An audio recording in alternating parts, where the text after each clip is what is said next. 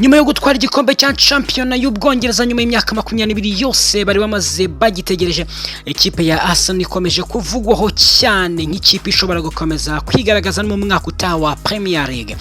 Wahoze ari rutayizamu w'ikipe y'Ubwongereza Michael Owen yavuze ko abona amakipe abiri gusa ashobora kuzahangana bikomeye na Arsenal mu rugamba rwo gutwara igikombe cya championa y'umwaka utaha. Mu kiganiro yagiranye n'itangazamakuru, Owen yavuze ko amakipe ya Manchester ariyo yonyine ashobora guhungabanya Arsenal. Yagaragaje cyane Manchester City nk'ikipe ifite ubushobozi bwo kongera guhatanira igikombe, ndetse n'ubwo mutoza Pep Guardiola ashobora kuva muri iyo kipe.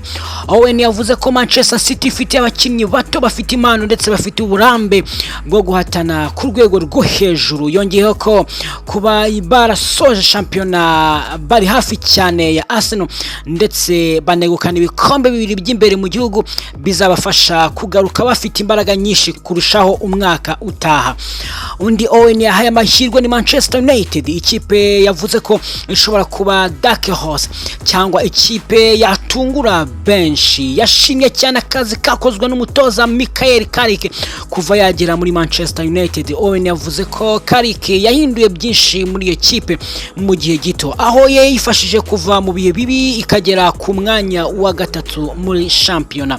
Yagize ati Manchester United imaze igihe itaritwara neza muri Premier League, ariko uburyo Michael Carrick yahinduye ikipe baratanga icyizere bashobora kuba mu makipe ahatanira igikombe umwaka utaha.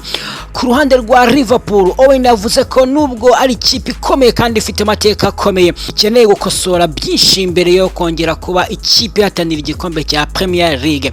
Yavuze ko Liverpool igomba kubanza kubona ibintu byose bikorwa neza, haba mu bakinnyi, uburyo bw'imikino ndetse n'ituze mu buyobozi.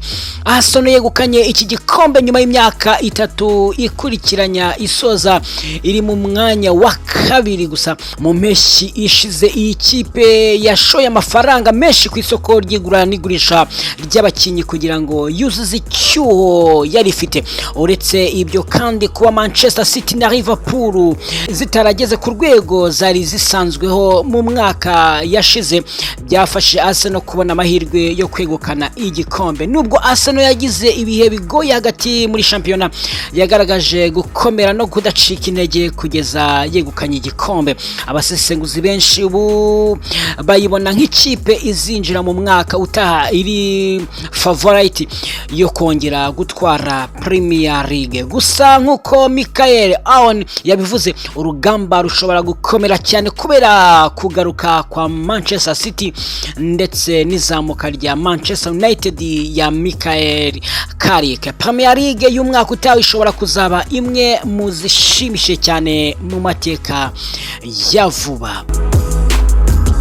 Kapiteni wa Manchester United Bruno Fernandes akomeje kugaragaza ko ari umwe mu bakinnyi bafite agaciro gakomeye muri iyi kipe, ndetse ubuyobozi bwa Manchester United bumaze kubona ko kumugumana ari bwo bucuruzi bw'ingenzi kurusha kugura abandi bakinnyi bashya muri iyi mpeshyi.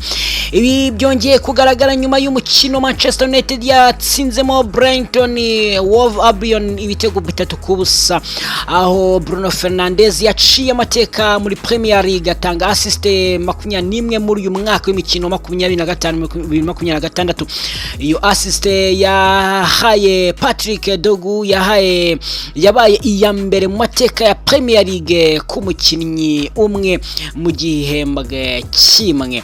Uyu mukinnyi ukomoka muri Portugal yagize umwaka udasanzwe kuko yanegukanye igihembo cya Samati Busby Player of the Year ku nshuro ya gatanu, ndetse anatwara igihembo cy'umukinnyi mwiza wa Premier League muri uyu mwaka. Abasesenguzi benshi bavuga ko nta yandi magambo asobanura neza uburyo Bruno yitwaye muri uyu mwaka. Nubwo hari amakipe yo muri Saudi Arabia ndetse n'andi makipe akomeye yo mu mugabane w'Uburayi amwifuza, Manchester United isa niyemeje gukora ibishoboka byose kugira ngo Bruno Fernandes agume muri iyi kipe. Mu mpeshyi ishize Bruno yanze amafaranga menshi menshi yari yatanzwe na Al Hilal kugira ngo agume muri Manchester United.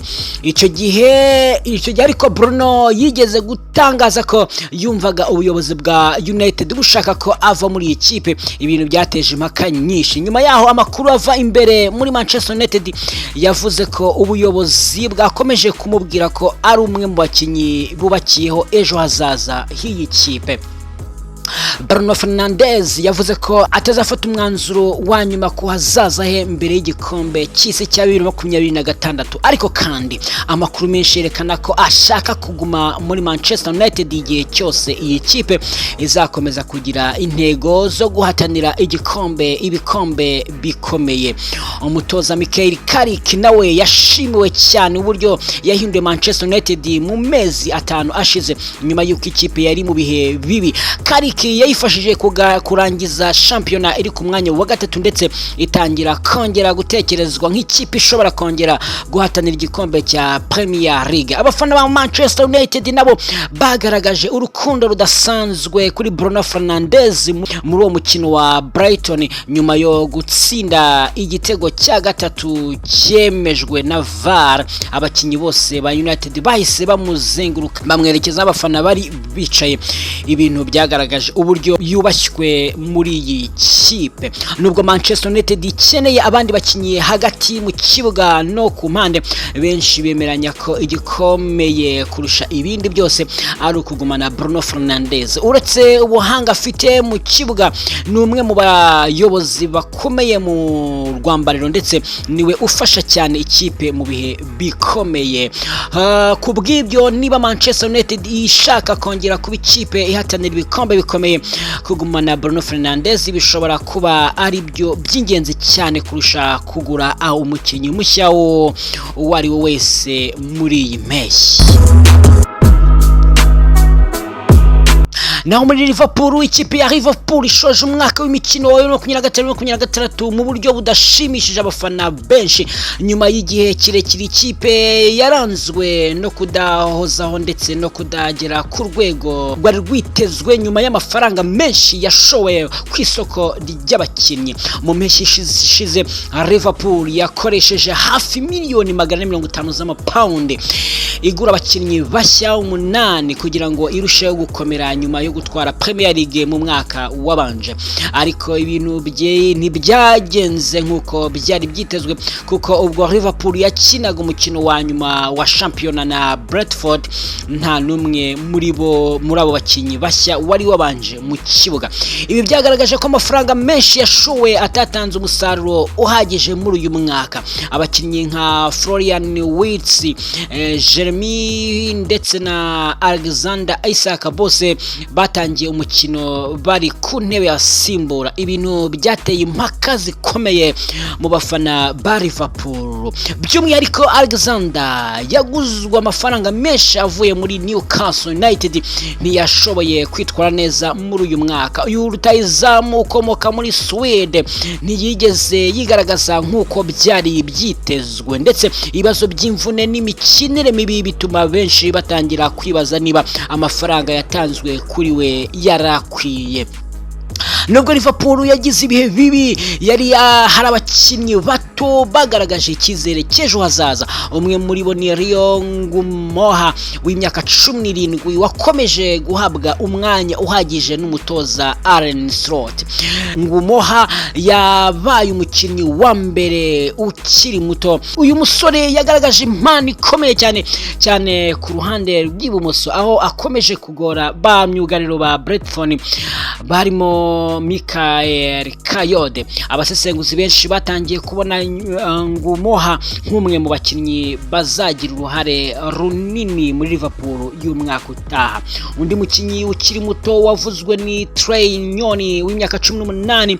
Nubwo atabonye amahirwe menshi muri uyu mwaka, hari amakuru avuga ko ashobora gutizwa mu yindi kipe kugira ngo abone umwanya uhagije wo gukina. Muri rusange Liverpool yagize umwaka ugoye cyane nyuma yo gutangira nabi itsindwa umukino wa Community Shield. Ikipe yahise ikurikiranya insinzi 7.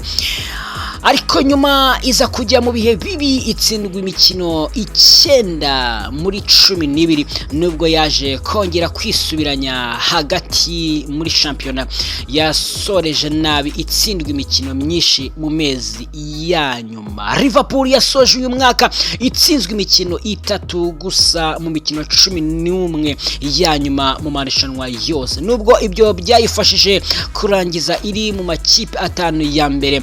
Abafana benshi ntibishimiye uburyo ikipe yabo yitwaye.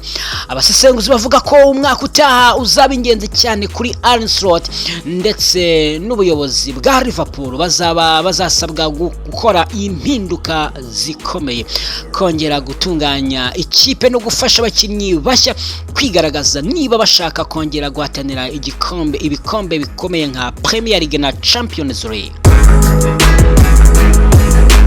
Naho uwahoze ari rutahizamu wa Manchester United Rooney yavuze ko yababajwe cyane n'ibyabaye ku mukino wa nyuma Premier League wahuje Manchester City na Aston Villa, aho yavuze ko iyo aza kuba ari umukinnyi wa Aston Villa yari kurakara bikomeye. Uyu mukino wari uwihariye cyane kuri Manchester City kuko wari uwo gusezera kuri bamwe mu bakinnyi n'umutoza bakoze amateka muri ikipe. Pep Guardiola yakinnye umukino we wa nyuma nk'umutoza wa Manchester City, mu gihe kandi Bruno Silva na John Stones nabo basezeraga abafana b'ikipe nyuma y'imyaka myinshi bayikinira. Manchester City yatsinzwe na Aston Villa intsinzi ikomeye. Iyo ntsinzi yafashije Aston Villa gusoza umwaka iri mu makipe akomeye ndetse ikomeza kwizera kuzitabira Champions League. Gusa ikintu cyakuriye impaka nyinshi ntabwo ari ibitego, ahubwo n'uburyo Bernardo Silva na John Stones bahawe icyubahiro hagati mu mukino. Bernardo Silva yasimbuye hafi ku isaha y'umukino, maze abakinnyi ba Manchester City na Aston Villa bakoze umurongo w'icyubahiro uzwi nka God of Honor bamusezeraho. Uyu mukinnyi yahise agaragaza amarangamutima ndetse ararira kubera urukundo yeretswe. Nyuma y'iminota mike ibintu nk'ibyo byongeye gukorerwa Johnston, ubwo nawe yasimburwaga. Abakinnyi b'impande zombi bongeye gukora God of Honor hagati mu mukino ugikomeje. Ibyarakaje bamwe mu basesenguzi ndetse n'abafana, bavuga ko bidakwiriye gukorwa umukino ugikomeje kandi hari byinshi byari bigihatanirwa. Rooney yavuze ko yubaha cyane ibyo Bernardo Silva na John Stones bagejeje kuri Manchester City, ariko ko icyo gikorwa cyari gikwiriye gukorwa nyuma y'umukino aho kuba hagati mu kibuga umukino ugikomeje. Yagize ati Bernardo Silva na Johnson bakoze ibintu byinshi bikomeye muri Manchester City kandi barabikwiye, ariko ibi byari bikwiriye gukorwa umukino urangiye. Iyo mba nkiri umukinnyi wa Aston Villa mba narakaye cyane. Undi munyabigwi wa Premier League ASHYUSHYE nawe yashyigikiye Rooney. Shearer yavuze ko yatunguwe no kubona Aston Villa yemera gukora ibyo bikorwa kandi umukino utararangira. Yavuze ko bishobora kugabanya uburemere n'ihangana ry'umukino wa Premier League. Nubwo Aston Villa yemeye kubaha abo bakinnyi, bamwe mu bafana bavuze ko byagaragaye nkaho umukino wari wamaze kurangira kandi hari andi makipe yari agitegereje ibyavamo kugira ngo amenye imyanya ya Champions League. Uyu mukino wasize benshi bavuga uburyo umupira w'amaguru uri guhinduka, aho bamwe bumva ko icyubahiro gihabwa ibihangange gikwiye kubaho ariko kigakorwa mu buryo budahungabanya ihangana ry'umukino. Rooney yavuze ko ibyo yabonye byamubabaje cyane kuko atari ibintu yarasanzwe abona mu mupira wo ku rwego rwo hejuru. Kwamamaza Bernardo Silva, John Stones na Pep Guardiola byari ibihe by'amarangamutima ku bafana ba Manchester City, ariko amagambo ya Rooney agaragaza ko hari abumva ko ibyo bikorwa byari bikwiye gutegereza kugeza ku mukino urangiye. Nirako natwe dusoje amakuru tubafitiye y'imikino in Pacifique Sport Official. Ntibagiye gukora subscribe na share kugira ngo ujye ubasha kubona ibiganiro cyangwa amakuru tubagezaho umunsi ku munsi. Imana ibarinde.